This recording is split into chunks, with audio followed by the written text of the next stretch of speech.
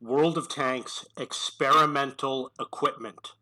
So World of Tanks has introduced a new type of equipment into the game. You have standard, improved or bonded, bounty, and now you have experimental equipment.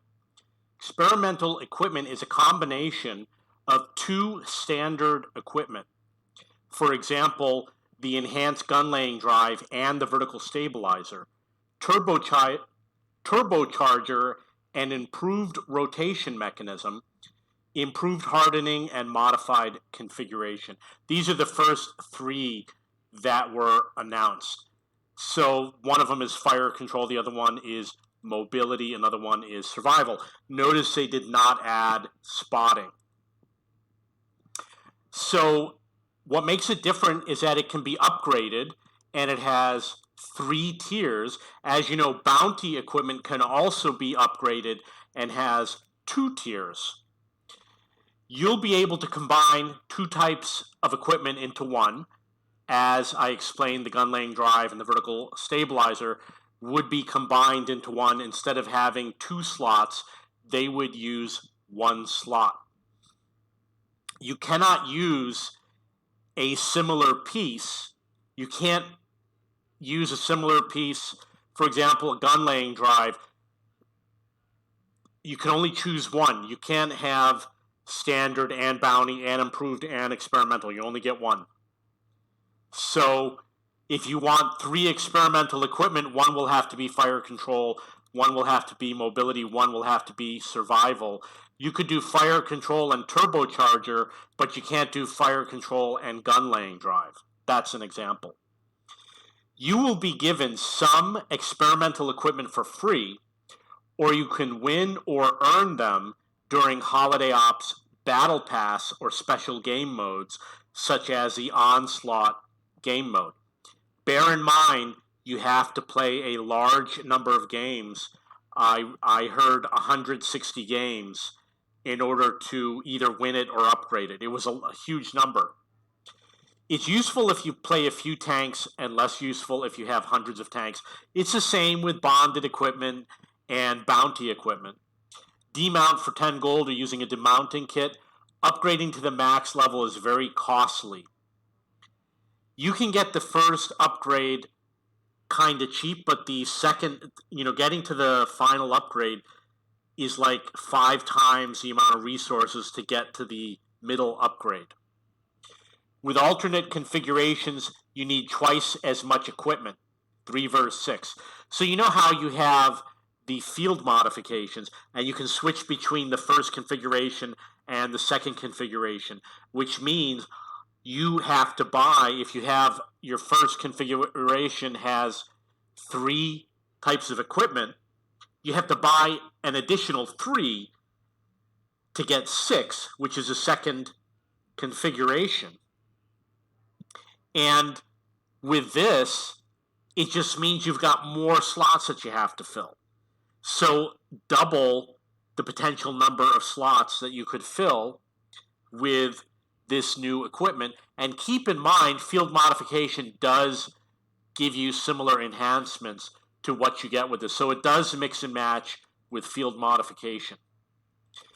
It will make getting 3 marks of excellence more difficult for some or most players, because obviously the best players are going to put the best equipment on their tanks when they're going for the 3rd gun mark.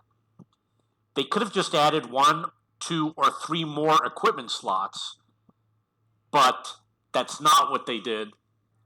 What they did was they allowed you to take 2 and combine them into 1.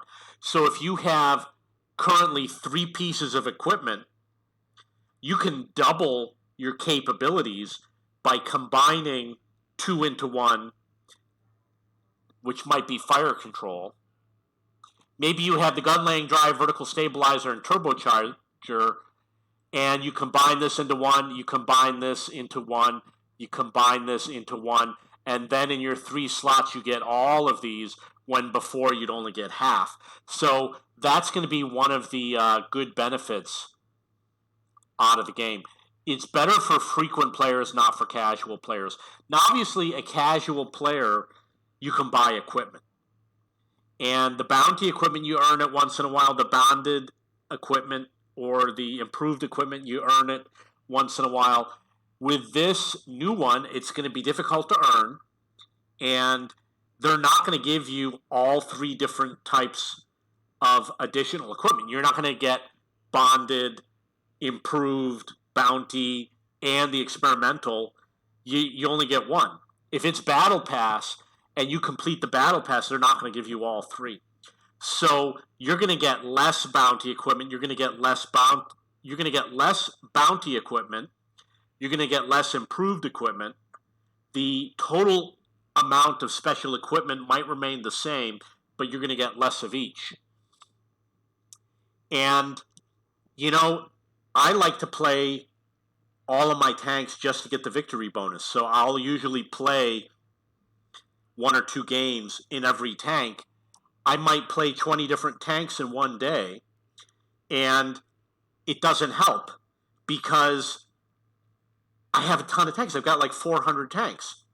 So because of these changes, I play fewer tanks now just so I can get the bonuses from all the bonded equipment. And I have my bonded equipment on tanks that I haven't played in a long time, and it really bothers me that I have to do that.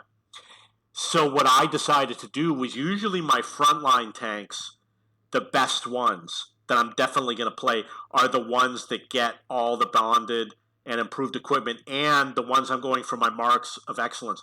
But if you're not playing, if you're just grinding and you're in the lower tiers, you're not going to like paying the demount, etc. Unless you don't mind paying for it. Some people don't.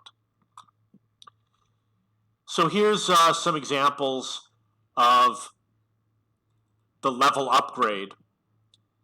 You have a new unit called a component. So obviously you have experience, free experience, you have gold, you have credits, you have blueprints, now you have components. You need 400 to get to level 2, and you need 2,000 to get to level 3. So, and then you have something called disassembly. You can disassemble one of these and recompose it into another type of equipment. So if you build something that you don't like, which you're probably not going to do, you can disassemble it, build something else, and you get some of the components back. They're going to give you some for free. You might get something that you don't want. You might disassemble it. My recommendation is don't disassemble anything. So the bonuses are pretty good, like 10% to aiming speed and minus 9% of gun dispersion is pretty good. When you combine this with vents and BIA, food consumables, and field modifications, there's going to be people that are going to have some really beefy tanks. And some of them are really going to work well. For example, if you have a vehicle that has a disability, like heavy tanks are slow, you're going to be happy to be able to add that extra speed, or if you get tracked often. And if you like to do a lot of hit and run, you're going to like having the bonus for the gun stabilizer. Too bad they don't have spotting. So you have other features like fully restores suspension, hit points after repairs, which is a feature of one of the pieces of equipment. Not all of the equipment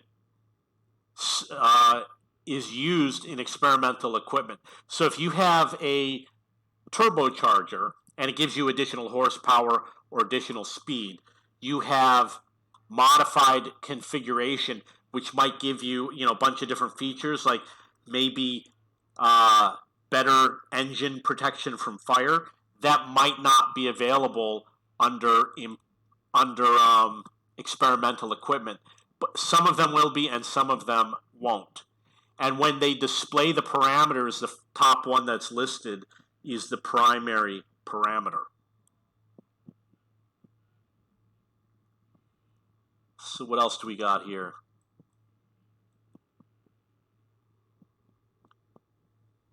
So the characteristics doesn't change when the upgrade level is increased. That means that if it's forward speed and reverse speed, those don't change. The value of one or several characteristics can increase, but they will never decrease.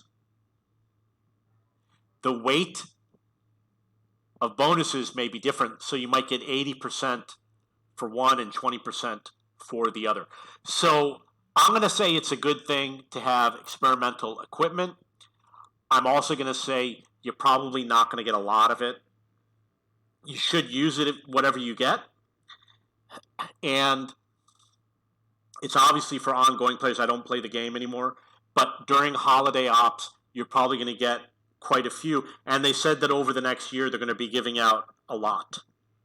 So if you have any questions or comments, go to cheapbooks.cc and look for World of Tanks under War Games in the video game section. Or go to wat.video-games-news.com. All World of Tanks videos, and if you're a student and you buy textbooks, don't forget to buy your textbooks at cheapbooks.com. If you have any questions or comments, please post below.